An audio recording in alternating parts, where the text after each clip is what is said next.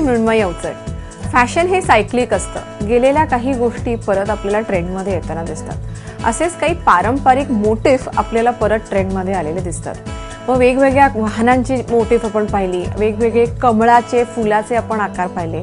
तसंच एक मोटिफ जे सध्या परत ट्रेंडमध्ये आपल्याला दिसतं ते म्हणजे हत्तीचं मोटिफ आपण वेगवेगळ्या ठिकाणी वापरलेलं बघतो. मग त्याच्यामध्ये प्रिंट असू देत, एम्ब्रॉयडरीचं ते डिझाईन असू देत किंवा चक्क साड्यांवरती प्रिंट असू देत, हत्ती मोटिफचा यूज आपण केलेला बघतोय. कलमकारी कापडामध्ये हत्तीचा मोटिफ खूप छान दिसतो. ब्लॉक प्रिंटिंगमध्ये खूप छान दिसतो. अशा प्रकारची तुम्ही कापडं या मोटिफची वापरू शकता. हे कलमकारी सिल्कमधलं कापड आहे आणि याच्यावरती हे पारंपरिक हत्तीचं मोटिफ आहे.